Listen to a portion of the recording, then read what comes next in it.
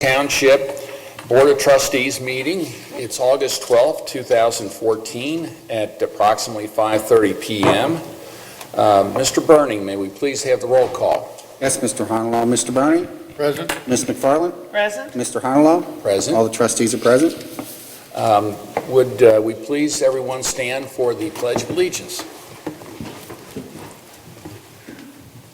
I pledge allegiance to the flag of the United States of America and to the republic for which it stands, one nation, under God, indivisible, with liberty and justice for all.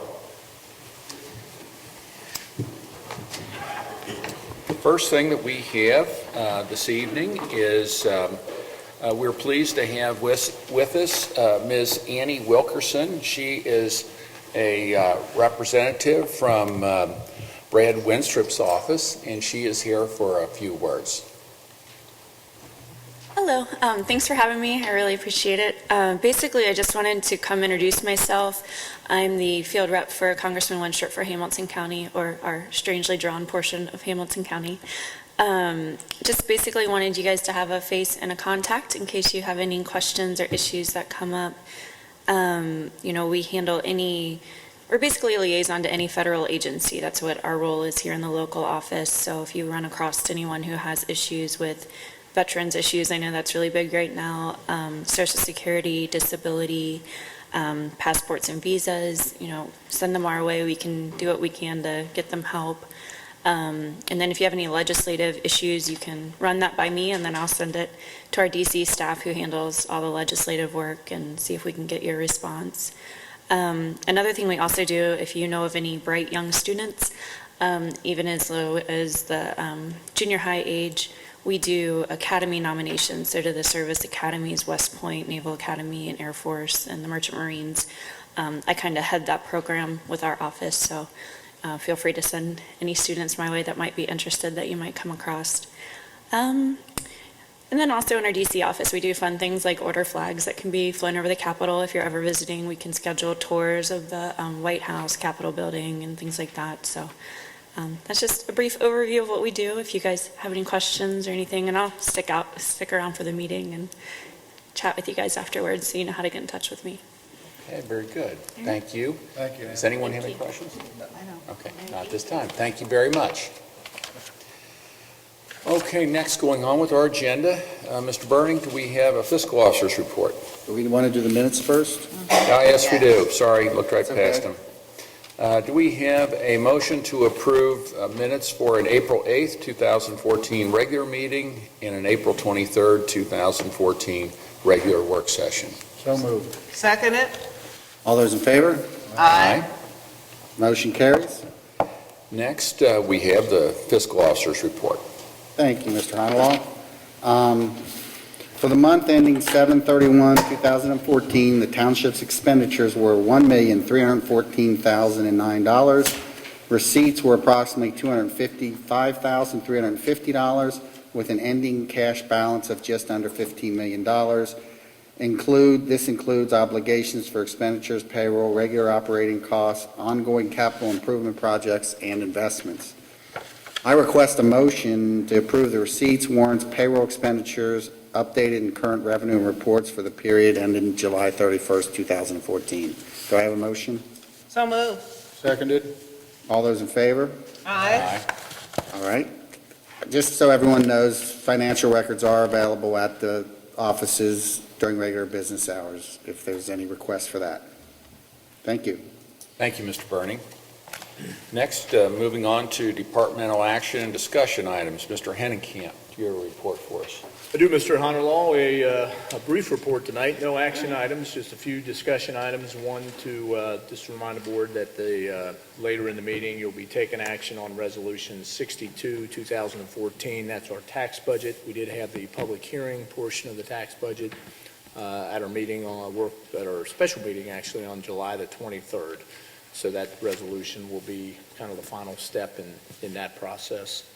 And then also I'll kind of turn things over to Ms. Abrams and Chief Heimpolt on this issue. But on July the 28th, there was a hearing in front of a hearing officer dealing with the liquor permit renewal for Chasers, the club that we've had a lot of discussion about over the years. And Laura, Dave, I'll let you guys kind of bring the board up to date on where we are with that hearing. The hearing unfortunately got continued in progress. It started at 1. We had several witnesses testify. We did have one of our officers testify. In addition, several of the business owners in the area came down and gave of their time to give information, which was very helpful. We have a 5-inch binder worth of offense reports on this establishment. I didn't even know they made 5-inch binders, frankly. And due to evidentiary issues, we spent a lot of time reading and authenticating every single offense report. So that took some time. So we still have evidence to present. We don't yet even have a scheduled date for the continuation. So I'm just going to check and make sure that we didn't have it here, but if we don't, I'll have to call them and see what the delay is. The hearing officer indicated that he would try to schedule as quickly as possible, but we haven't heard anything yet. But I think the testimony has gone well to show that there are significant issues at this establishment. There's a lot more testimony to provide, and obviously they have their opportunity to present. I don't know what's going to be presented, but I think the police department did a really good job of pulling everything together and making sure we had all of the issues documented so we can present an accurate picture of what's happening at that office. Very good. Thanks for all your hard work. Hopefully we'll come out with this. Thank you, Chief. It's a difficult case to win. We've said that before. These are anything to do with the liquor commission and the permitting is difficult. But what we said from admin and the police department and the board and myself is just present them everything. We just want to make sure that we give them absolutely all of the information we have. We don't forget anything on our part.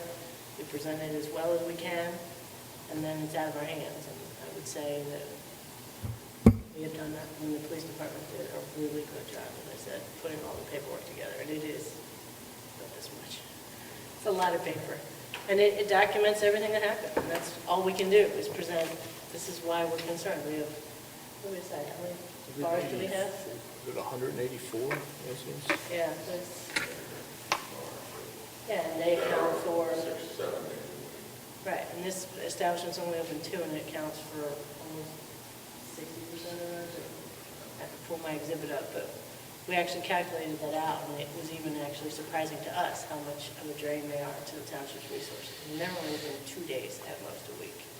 And the other staff, the closest nearest to that is like 12%. So it's a huge difference in the amount of resources that are being expended to handle the issues at that club. So I think it was what, 184 separate? I think so. 184, 194 separate offenses. Yeah, Well, you read them all. Well, You at should know least. what that number is. it took almost 2 hours. that's only, we only went back to the last. That's the last Since the last year. renewal, 184 to 190. In the last year. Incidents at one club. Yeah, Unbelievable. yeah, it took, Almost twice as many nights as they're open. it's significant. And yeah, although I didn't love having to read all those, and certainly the officer who had to authenticate each piece of paper wasn't excited about doing that either, and the audience was quite bored. I'm not sure. There's nothing more boring than having someone read a piece of paper going, on this date, is this, did you verify that this was this offense, and it happened there? It was horribly boring, but it helped to really show that there's these many problems there. So I think you had to outline that just so that they could see us. There was a trail that you could basically see that indicated that it's really a hot spot, and it's taken up most of our resources when it comes to our and the police resources department. of the surrounding departments. That's true. There are times where we go 3 jurisdictions deep just to handle the issues at that club. So that 3 of our fellow jurisdictions don't have officers in their own jurisdiction because they're helping us. So it's significantly problematic. And I think that, as I said, that's all we can do is show them what's happening, give them as much evidence as there is to present, and once we fairly do that, the decision's out of our hands. But I think we've done that so far, and whenever the second hearing date is, we will certainly do that for the remainder. Well, it's good because we're not stopping, we're moving forward, and that's what we need to continue to do. I agree. That's good. Exactly. Very good. Thank you, Laura. Thank you, Chief. The next item that I have is just to update the board on our personnel activity in the last month. Did accept the resignation of Nick Nimstrom as a police officer. His effective date of resignation was July the 10th, 2014. We promoted Deshaun Brooks from a part-time to a full-time police officer. The effective date of his promotion was July the 12th, 2014, and we did hire a full-time dispatcher in Alicia Hubble, and her effective date was July the 8th, 2014. Accepted the resignation of Andy Bittner in our service department. Andy was a part-time laborer, effective date July 25th, 2014, and then the summer position term ended for Lauren Bass, who was a laborer for us, and her temporary summer position ended on July the 31st of this year. I just asked Kim maybe to bring us up to date on community events and programs. Thank you. I just wanted to invite the board and residents to attend the second annual Local Art Show. This is where we invite local artists in the community and little surrounding neighborhoods to come out for a 2-day exhibit. We have an opening reception on the 5th that starts at 7:00 p.m., where we're going to have cocktails, a live band. We'll have the art exhibit, an art auction, and we'll also have a live gallery display where the people in attendance can actually take part in it.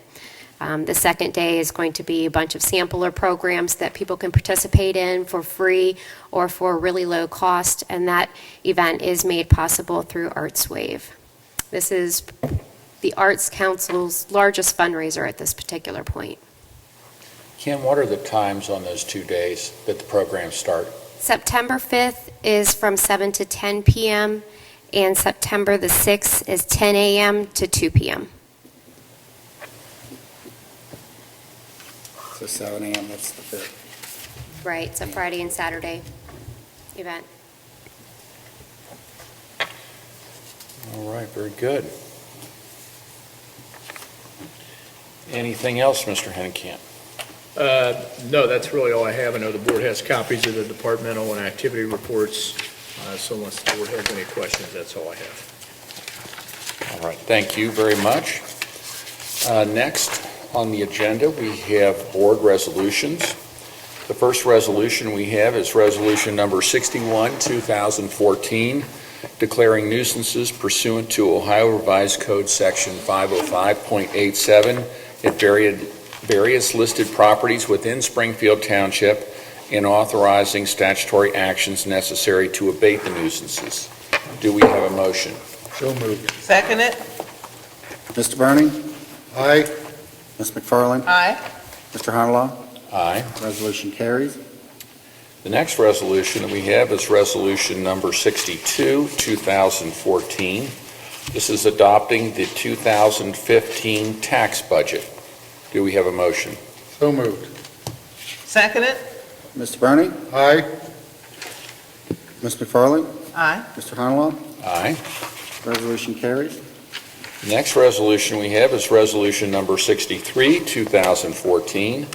This is a resolution for supplemental appropriations within the General Fund, Police District Fund, Fire District Fund, and Ambulance and Emergency Medical Services Fund. Do we have a motion? So moved. Second it? Mr. Burning? Aye. Mr. McFarland? Aye. Mr. Honolaw? Aye. Resolution carries. Next, we have Resolution Number 64, 2014, assenting to the acceptance of Bellamy Court in the Bellamy Court subdivision. Do we have a motion? So moved. Second it? Mr. Burning? Aye. Mr. McFarland? Aye. Mr. Honolaw? Aye. Resolution carries. And I guess I would say that was one that was long in coming, wasn't it, John? The Bellamy Court was the street down off of Winton Road where the original developer never completed it to satisfaction, but we were able to work with the county and get that street finally completed so that the residents have a decent street, and we can also plow snow there and take care of it like we would any other street in the township. Correct. And really the only notable thing about this particular acceptance is the fact that because it was done in the way that it was done with the county's work, there won't be a one-year maintenance bond like there would typically be had we accepted this from the developer or the builder. Correct. Exactly. So John, we basically are accepting it as though the 1 year's passed. Correct. Gotcha. Right. I just want to say, John, thanks for all your work and working with the county to get this. I mean, this was a bad situation, and it's been something that's gone on for a long time when the developer basically, went bankrupt, and we, appreciate all the work you've done to get that taken care of. You're welcome. I'm sure the residents do too. Yes. Make it a lot easier to plow, which of course we're not going to have to do this winter because we're not going to have. Any snow. Yeah, good luck with that. You hope. Exactly. Next, we have resolution number 65, 2014, authorizing sale by internet auction of unneeded, obsolete, or unfit for use property in the Springfield Township Police Department. Do we have a motion? So moved. Seconded. Mr. Bernie? Aye. Ms. McFarland? Aye. Mr. Honalaw? Aye. Resolution carries. Next, we have resolution number 66, 2014, authorizing private sale of unneeded and unfit for use property in the police department. So moved. Seconded. Mr. Bernie? Aye. Ms. McFarland? Aye. Mr. Honalaw? Aye. Resolution carries. Next, we have resolution 67, 2014, authorizing private sale of unneeded and unfit for use property in the Drug Abuse Reduction Task Force Department. So moved. Seconded. Mr. Bernie? Aye. Ms. McFarland? Aye. Mr. Honalaw? Aye. Resolution carries.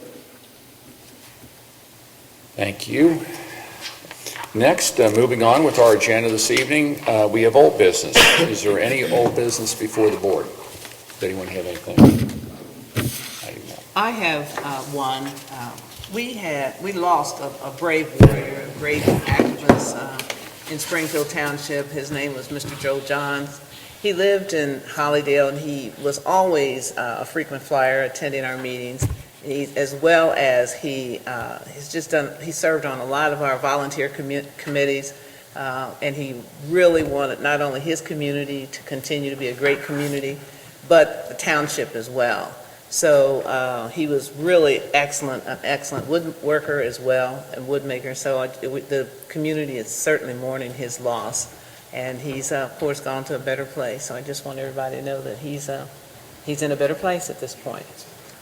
Joe was a great leader in Yes. Hollydale for that entire community. Mm-hmm. I think a lot of people thought of him as the mayor of Hollydale. That's what I but, called him. yeah. Yeah, he created the Civic Association and continued until he became ill, and then someone else has taken over. But he's just an icon in that community. Okay. Is there any new business before the board? I have one thing.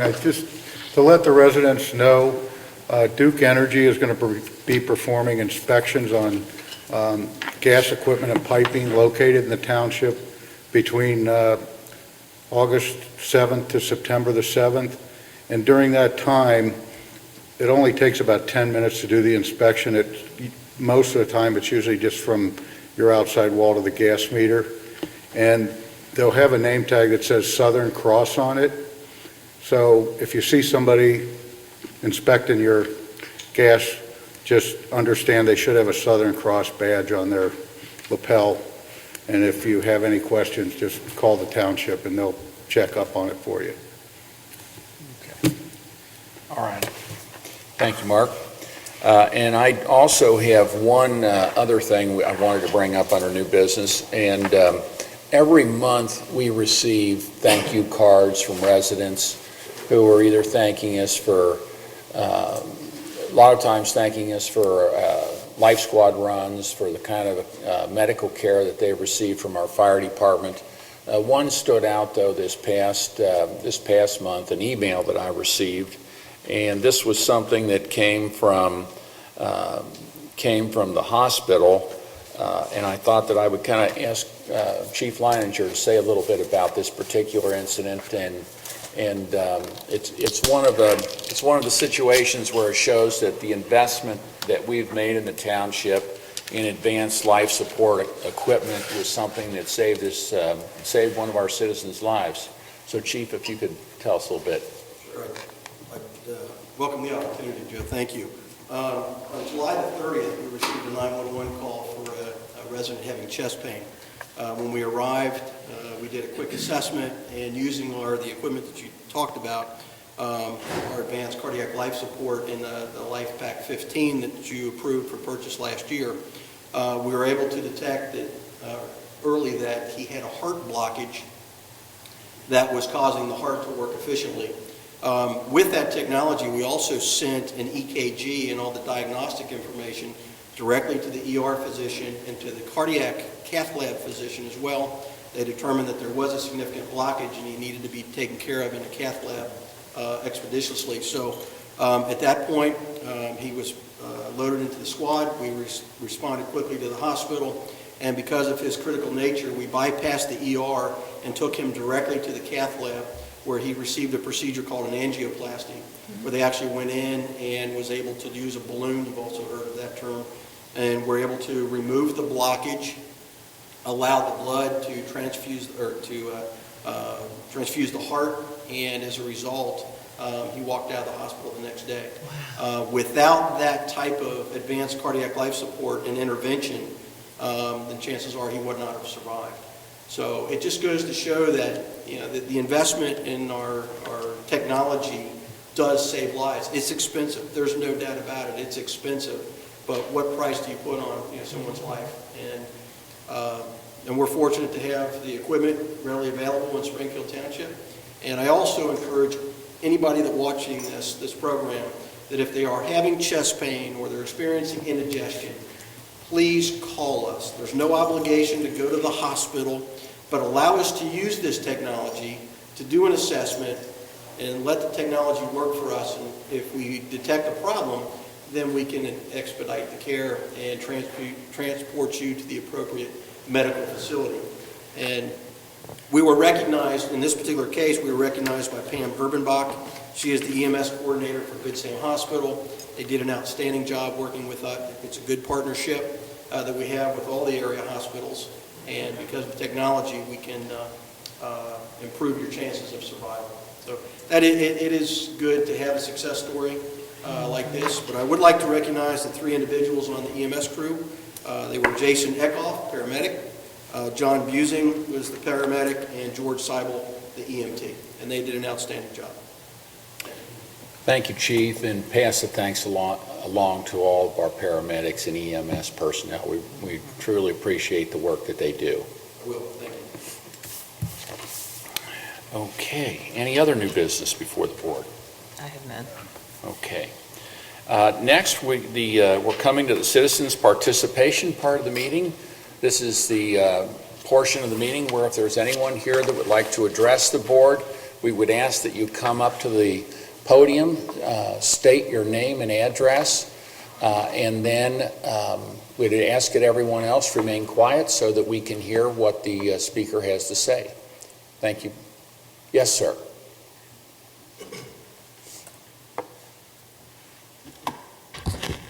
Good evening, everybody.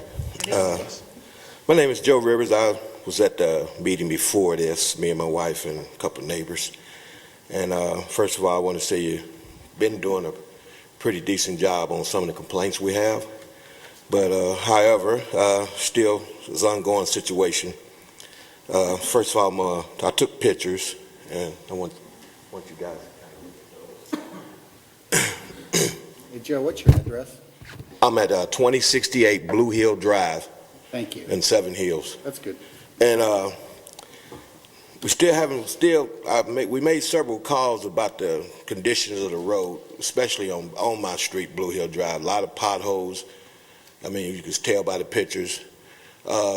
Somebody came out and threw a little blacktop, maybe a teaspoonful in a couple holes, but it's still breaking apart and it's causing damage to cars.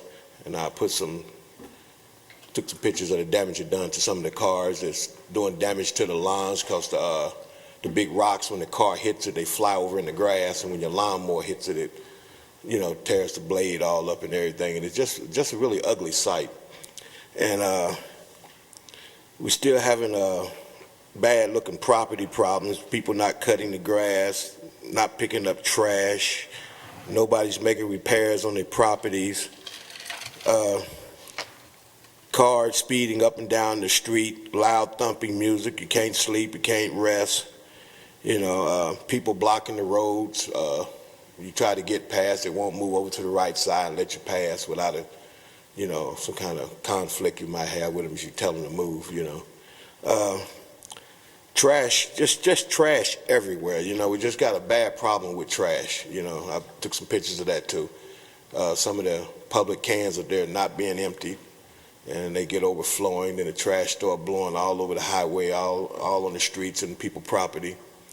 The merchants up there, their stuff be blowing all down the neighborhood. You see Little Caesar boxes, Raleigh burger bags. I done picked up probably a caseload of hot fried bags and chip bags and all that kind of stuff. It's just a shameful neighborhood. It's so bad out there that I am really embarrassed and ashamed of my neighborhood. And I got people coming to town or relatives. Really gets embarrassed, and I'm ashamed for when they come out there and see actually where I live at, because it's just so nasty, and just paper and junk cars and tore up houses and grass not being cut. I've been living there 33 years, and this is as bad as I've seen it. So that's my complaint, really, and probably a few other neighbors complain about that problem, And I say the number one complaint is really the trash. I don't know what we can do about the trash. I gets out there, and a couple other neighbors, we got there and try to clean it up, but it's just an ongoing situation. But that's mainly what I have, and we had like the merchants up there. Okay, my wife said she talked to somebody, Cindy, and was telling them about the grass not being cut in them apartments up there. They get it goes so long that the flowers, purple flowers start growing up in the grass. The paper be all over the lot. You got gym shoes hanging on the power lines. We complained about that. Won't nobody come and cut them down. It's just a very, very bad looking community. And I took and drove around some of Springfield Township properties, area rather. And I got to say Seven Hills is the worst probably in Springfield Township. And all the areas I went to, I couldn't compare Seven Hills to none of them. That's how bad it is out there. And that's all I have. Thanks. But other than that, some of the problems been answered, But thank you. Well, thank you, sir. We appreciate your bringing these concerns to us. I think we've had discussions on this before, Chris. Wasn't Blue Hill the street that is in a different census tract that when we did the community development rehabilitation of the streets up there, it didn't qualify? Yeah, we actually had some funds available through the Community Development Block Grant Program through Hamilton County, and unfortunately for Blue Hill, the U.S. Census Bureau lumped Blue Hill Drive in with some properties in neighborhoods to the south of it, rather than the actual neighborhood which it's in, which is Seven Hills, and the properties to the north of it. Because Blue Hill is the southernmost street, it was lumped in with other properties in other neighborhoods that basically made it not eligible for block grant funds because it elevated the median income and didn't qualify. So yeah, we're not able to use block grant funds on Blue Hill. While Blue Hill itself probably qualifies, the census tract in which it in doesn't, which by default makes it not eligible. But additionally, I think some of the issues with trash, we're aware of. The problem is, it's all basically in the street, in the sidewalk, on the curbs, and it's sort of an ongoing thing, and unless you're cleaning it up once a day, I'm not sure what the answer is. It's more of a societal thing where kids and stuff just throw trash on the ground. Right. But I'm open to suggestions and answers. And from the property standpoint, the high grass, it does take time, to go through the legal process, which you just did tonight, which you declared properties a nuisance by way of resolution. To go through the state-required statute in order to legally be on the property and mow the grass, it can take anywhere from 45 to 60 days. We have one on Blue Hill that we're doing, 2077. Right. What we have done, and the board... 2077, Yeah, 2077 Blue Hills. looks like 2076 should be next. The board has put in a procedure where if a property is declared a nuisance, and then that property becomes a nuisance again within 12-month time frame from the original declaration, we can go through an expedited process, and it can take 7 to 10 days to clean it up. But the initial violations do take time. And beyond that, the legal time to be on the property is one thing, but then actually to have the time from a manpower standpoint, and, there's many properties. You've seen today, there's another 30 or 40 properties that we declared a nuisance just in this meeting. And in another 2 weeks, we'll do another 30 or 40. And then 2 weeks after that, and it's just, so it does take time to get to them. We're not ignoring them. We're just going through the legal process that's required and then getting to them as soon as we can with the limited resources that we have in terms of a cleanup crew. There's an address that Mrs. Rivers called in, and that property that she called about reflects the one that has had problems within a year that we've responded to, and it's the one that you called about. And so a notice was posted on that door, and the township will be going in on August the 19th to correct that problem, because that particular property is, I guess you could say, a frequent problem. And I just want to commend the residents in Seven Hills, because it's really important that all of us in our communities become active and verbally active as well, and begin to let individuals know in your community that you're there and you want your community to remain a very strong and vibrant community, and that you're not going to put up with that. And that's one of the reasons some of the neighborhoods that perhaps Mr. Rivers has driven through, the neighbors, the residents are standing up just as you all are doing and saying that, we are not moving from our community, you're not going to put us out, and so we're going to get very active in the community and make a change. And I've seen a couple of our communities becoming revitalized again, just because of the concerns of residents such as you all, to take back your community and make it the community that you want it to be. And I think a lot of neighborhoods that are along a major corridor, such as Hamilton Avenue or Vine Street, and even the properties on Winton, do see a fair amount of trash that's thrown out of vehicles that blows around from the retail corridor that's right adjacent to the residential area.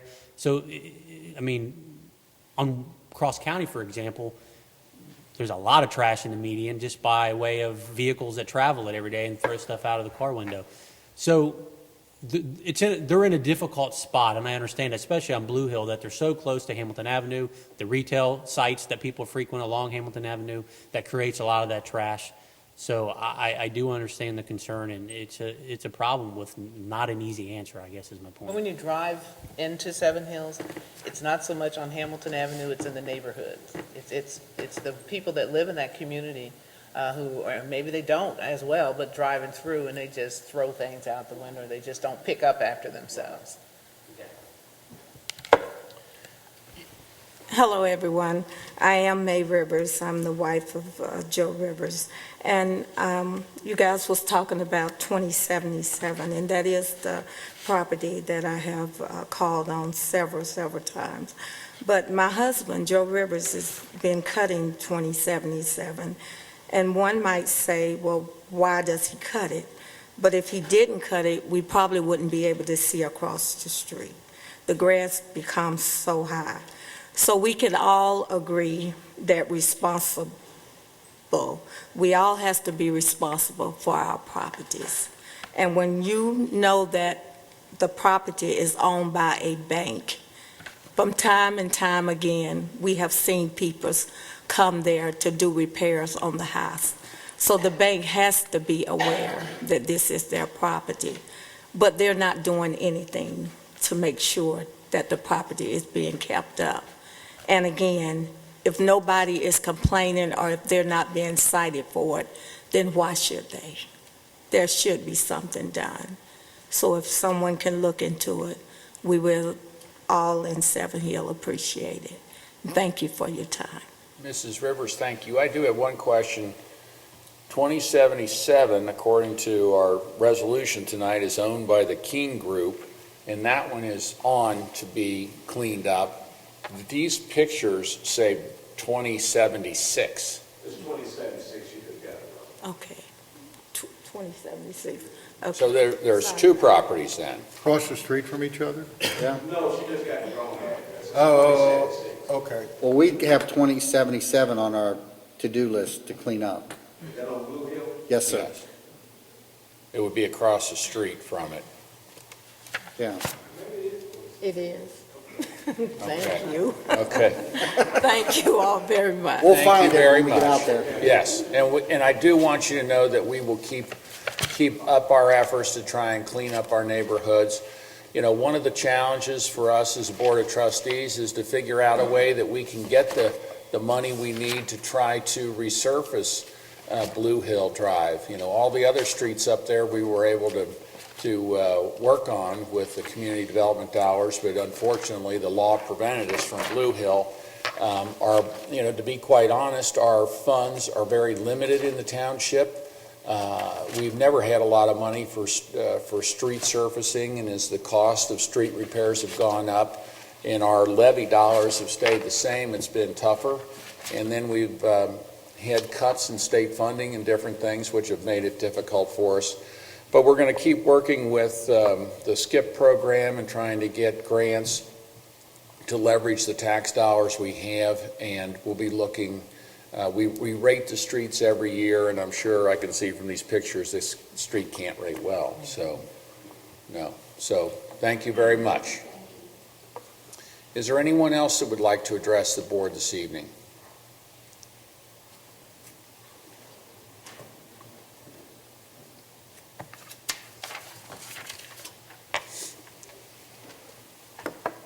Yes, ma'am. My name is Carolyn Matthews. I live on Misty Hill, right across from where the school used to be.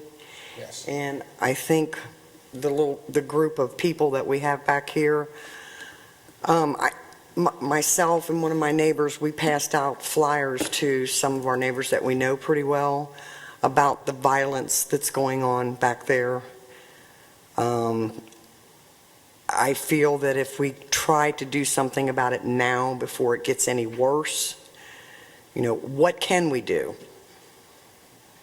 It's, in the last month, there's probably been maybe at least a half a dozen shootings back there. One person died, and it's right at the beginning of the neighborhood where it, really affects the looks and stuff of, nothing to say of what the other gentleman had talked about. That's been ongoing for quite a few years, but the violence back there is getting terrible. My children are grown and gone. One of our sons still lives with us, but I've got 8 grandchildren at the house every weekend. And I'm just really getting concerned. I don't live in downtown Cincinnati, and I don't want to live down there. And that's the way it feels. All right, well, thank you. I don't know, Chief, is there I know anything? I know we make Seven a lot of Hills, rounds back. Seven Hills takes up a large proportion of our police officers' time. Spend But- a considerable amount of time up there. We've also, in the past, have worked with Sheriff's Office in Corrigan Township and put together a task force where we went in and enforced, heavily. We pretty much run zero tolerance in Seven Hills. You say zero tolerance? We have zero tolerance on drugs, alcohol, You know, we've got a drug task force that spends a lot of time in Seven Hills. You know, we're aware of the violence, we're aware of the shootings that were happening back where the school ground used to be. You know, the problem is with that is it's just a wide open field, and there's really no way to easily patrol it, or, you know, there's only technically 2 entrances. Any I've seen or heard about has always been right on the main streets at people's homes. I didn't even know there was any problems back in the school. And like I said, I live right across the street, but, I mean, can we do anything? Can the police have more presence back there, like maybe on bikes, where they're, you know, where they see you more instead of just driving up and down the streets? We've tried all kind of different issues up there in Seven Hills, and you know, it's not that they haven't been successful. We've lowered the crime rate with a lot of our efforts. It's just that there's a lot of crime that goes on in that area. I know there's probably always been a fair share of crime back there, but I don't know that it's been guns and people shooting at each other and people actually dying from it. One thing, I would just like... Every shooting that's been up there in the last year has been drug-related. What can we do as neighbors? I mean, I'm hoping eventually to get more of us together. What we need is neighbors that call in and give us information and give us tips on the guys that are dealing drugs before there ends up a shooting. But every shooting we've had and every homicide we had in Seven Hills has been directly related to drug sales. It's just drug dealers fighting over drug territory.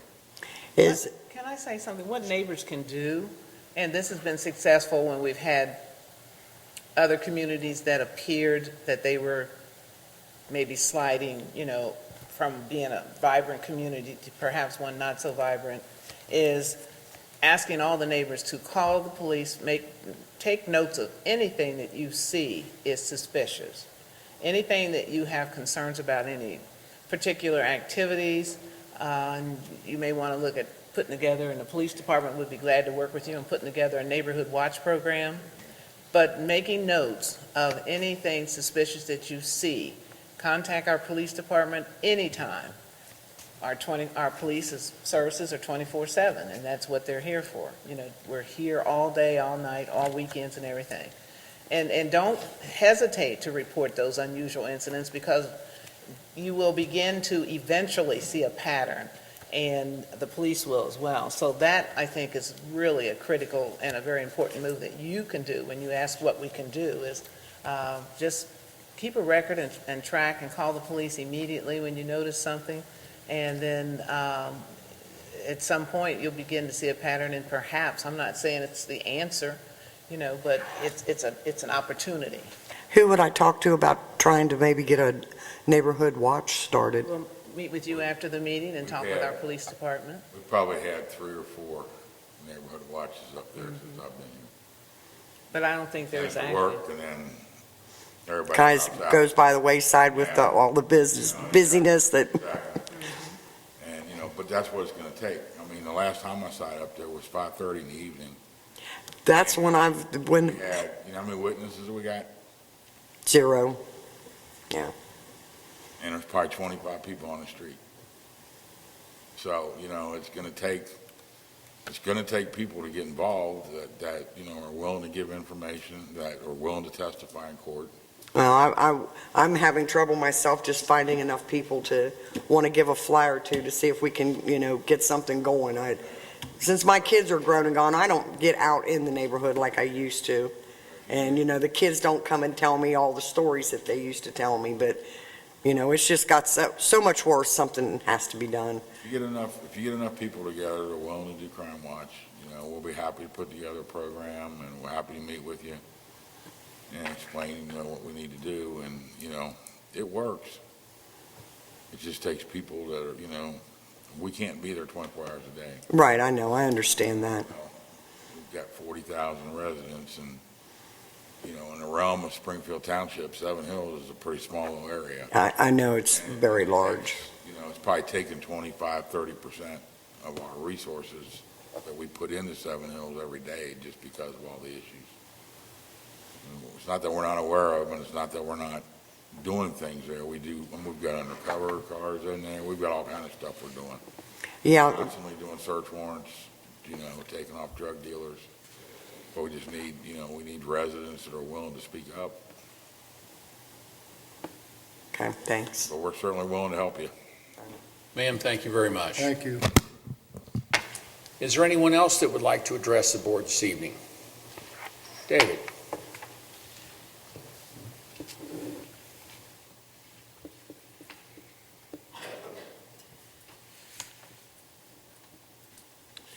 David Bailey, pastor, St. Stephen's Episcopal Church, 9191 Daly Road, and way out of uniform today. But as I was listening to this conversation and knowing that Ms. Wilkerson is here, I wanted to say something I said before. And so try to stay awake during this part, but for those who haven't been part of these trustee meetings, it is fascinating to me that y'all can come here and have these discussions, and it's not like, here's a problem. Oh, okay. Next person? Here's a problem. Oh, okay. Next person? Y'all, to use the Southern term, and y'all talk with each other. And that's something that can only happen in local government, where you can get up and talk and people will respond back to you, and there can be some lively disagreements from time to time, but it's an opportunity for people to talk back and forth. Now, I get up, Ms. Wilkerson, I get up several times a year at these, and that's why as I started to walk up, Joe could say, David, because he knows who I am, I know who they are, and it's because this is local government at work. And I am always astonished by how the conversations can go back and forth, and you know, it's not, you don't always get the answer you want, but you get answers. You get conversation, you get dialogue. And so, once again, I thank y'all for that. I thank y'all for that, and take note of it. Thank you, Pastor Bailey. I would want to say one thing, because he has been referring to Ms. Wilkerson here, and there were a number of people that came in after she spoke at the beginning of our meeting. She is a representative from Brad Wenstrup's office, Representative Brad Wenstrup's office, and she's here just taking in what's going on in Springfield Township, and also told us a little bit about some of the services that Representative Wenstrup's office can provide for us. And she'll be around after the meeting if anybody has any questions for her. Is there anyone else? Yes, ma'am, I saw you. Hi, my name is Alicia Coles, and I live at 10966 Maple Hill Drive. And I'm saying hello to everyone, and I'm glad to be here today. There are concerns in the area that we have a lot of pit bulls running around loose. And I don't know what the bylaws are, because a lot of people that live in this area now, I've been there over 25 years, I don't understand it, but, you know, these dogs are running loose. And my daughter almost got bit a couple days ago. She was getting in the car at night, and if it hadn't been for the neighbor across the street, this dog would have came upon her and my grandson. He was just running loose. And this isn't the first time I've seen the dogs out there.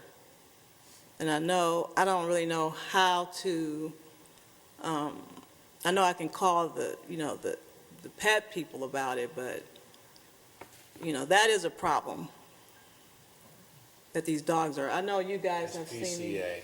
loose dogs a lot. PCA that takes care of it. And when I come into Seven Hills a lot of times in the evening, 'cause I used to work and get off about 9, there's a lot of traffic in those projects. And you cannot, get by. Sometimes they block traffic so you can't get by. The gas station is out of control up there. They got people selling dogs out, right there in the parking lot. A lot of cars are staying up there. And I don't know, this last owner seems like he's just allowing a lot of things going on that, I don't agree with, but I'm not the owner there. And another question I have is that, what about our property values? We're still paying a certain amount, pretty good taxes for this area, and our property is going down. Has really, decreased, so I'm kind of concerned what I need to do so my taxes will be where my house rate is at. That's all I have to say.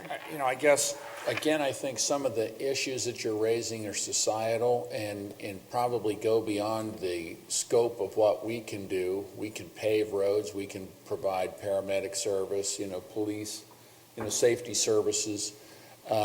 We probably can't stop people from littering. We probably, if they're going to let their dogs run, you need to call the SPCA on them. Report it to the police.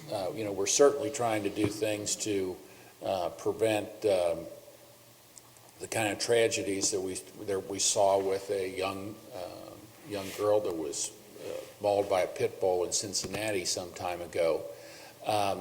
I know, Laura, at one time we had a ban on pit bulls, and that was a registration procedure. Wasn't a ban, but there was restrictions. And I think you had to have them insured and different things. Pretty good program, it was a little difficult and time-consuming for the township. I thought it was a good program because we had a sort of compromise between people who are responsible pit bull owners and people who aren't. But the House State Supreme Court basically struck down the breed-specific bans, so we were no longer committed to have that program. So the courts got rid of our, which I thought the program made a lot of sense. You had to keep it in a cage or in a chain behind a fence and register. If you wanted, it always had to be leashed, and if you wanted to have one in the township, it had to go through the Canine Good Citizen Program, which is the program that has the temperament dog, national program. So we had several people who came to the hearings, and we had a panel, and they were able to establish that their dogs were good dogs. They fought their dogs in the hearing. That way we were trying to make sure that the pit bulls that were in the township were the type of dogs that we want in the township. So it was a good program, but it can't, they struck down the breed-specific bans in Ohio statewide. They didn't look at our particular program. We had no litigation on our particular program. Figured that ours didn't get struck down specifically. It just was part of the umbrella when they got rid of the breed-specific ban. So there's not really anything we can do about a particular breed of dog. However, if people see it, a loose dog running around, certainly contact the SPCA. That's not permitted. They'll go and get the dog. I understand that they're also understaffed, overworked, but it was their job to locate and retrieve those animals. So those are the people we need to contact. Certainly, if there's a menacing dog, the police department can look into that. We capture dogs. I mean, if they're running loose and we've got snares and that, we capture them. We got a kennel and we hold them for the SPCA till they can get there. We can also cite the owner for letting a dog run loose under state law. I mean, they're not just standing, they're moving, but Right. they're out Right. there. If they're unleashed and they're off the owner's property, then basically the dog's running at large. And we will, if we can catch them, we catch them and we'll bring them in and we cite the owners and the SPCA will come get them and then they'll cite the owners because most of the time they're not registered and, the other violations that may occur. But they're very short-staffed, the SPCA, and it can take hours for them to respond. So in a situation where there's one that looks menacing or vicious or trying to bite somebody, just call us. And, we'll handle it until the SPCA can get there. Thank you, ma'am. Is there anyone else who would like to address the board this evening? Yes, sir. I'm from Seven Hills. Yes, sir. I'm just. If you state your name and. It's Fred Conrad, 2081 Misty Hill Drive. There's a lot of us here, and I just want to make sure this doesn't fall through the cracks, I guess, this whole neighborhood watch thing and what we can do. I remember someone said that the best way to get information is to call, would it be better to call your police department on Compton Road rather than use 911 for these, like if you see something weird, just because I'm just trying to. It depends on what the issue is. If it's somebody with a gun or some kind of emergency, just use 911. Yeah, these are all non-emergency. Non-emergency, 729-1300. We've got dispatchers on at least till midnight, 7 days a week. Okay. And, when you call the comm center, their dispatchers are dispatching for the entire county, so they're not really familiar with all the neighborhoods and areas where our dispatchers are familiar with each neighborhood and what goes on in them. So if you can call on non-emergencies, we're always, we'd rather come out and find out it's nothing than to come out the next day and then have people like, I knew I should have called, I seen that going on, and, which happens quite a lot. Yeah, there's a lot of things. And then the other thing is if we have pictures of something, like say you see the stray dog or something running around and you get a picture of it, is there somewhere we can email the picture or how would that work? Or if you see drug activity and, captured on one of those cameras? Yeah, there's on our webpage, there's a place for reporting stuff. You can send a picture on it. Is that on the Springfield Township Police, the police link or the website is? Yeah. If you go into the police section on our website, there's report a crime chip. You can put as much information as you can. You can put pictures, and it goes straight to the police department. Okay. And that's kind of, that doesn't get out to who's doing it, so I don't want to. We don't release anybody's name, but anybody call. Yeah, you can call and not give your name. I mean, if it's going on now, I'd rather you call and talk with dispatchers so we can send officers out now. Yeah. If it goes to the webpage, I may not get it till the next morning. Mm-hmm. And then obviously, it's not happening then. So we much prefer to be notified when it's happening so we can send officers out and resolve the issue. Oh, sure. Yeah. If there's something, where you could give it immediate attention, that'd be much better. You can always send the pictures to the website and call, the police department and talk to them for immediate action. But still, if you took some pictures that you thought they might like to see, you can go ahead to the website and go ahead and send them, and he may get them the next morning, but at least he has a record and knows who he's dealing with. Okay. Yeah, I was just thinking because the dog thing, that's not really an emergency where somebody has to come out right away or. If there's a pit bull running around the neighborhood, that can be an emergency. Yeah, some are. Yeah, it could have been, she could have got hurt. Yeah. Because if somebody wasn't out there, she would have got out of the car and she would have got bit. Yeah. Right. But if it was a man that was across the street and another, he was leaving the house and he saw the dog and he told her to stop, don't get out of the car. Okay. Well, thank you. We appreciate it. Yeah, we appreciate all these comments. We're aware of a lot of these problems. They've been kind of chronic problems in Seven Hills, and we try to, with the resources and the manpower we have, to address them as best as we can. But we'll certainly, look for ways to make the place better. Okay, yeah, appreciate that. Thank you. Yes, ma'am. Would you please, so everybody else can hear you?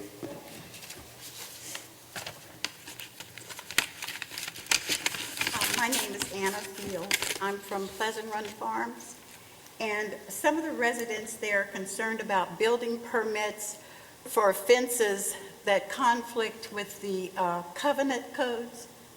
And what should those residents do? Do you have suggestions? Well, I see Mr. Gilbert's grabbing his microphone.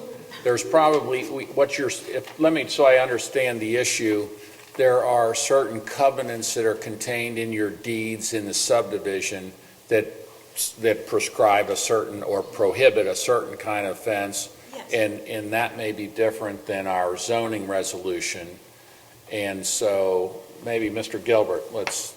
Yeah, and a lot of, in many situations, particular neighborhoods such as Pleasant Run Farms may have deed restrictions or subdivision rules through their homeowners association or attached to their deed that are more restrictive than our township-wide zoning code may be.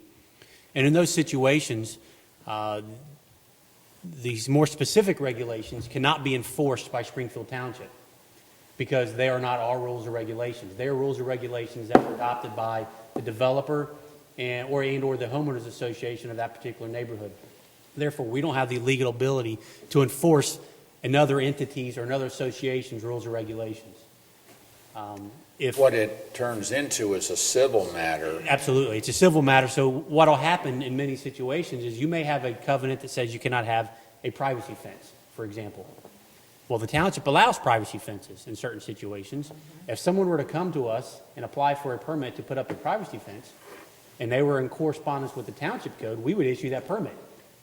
That fence may very well be in violation, though, of their subdivision rules, but we can't enforce that.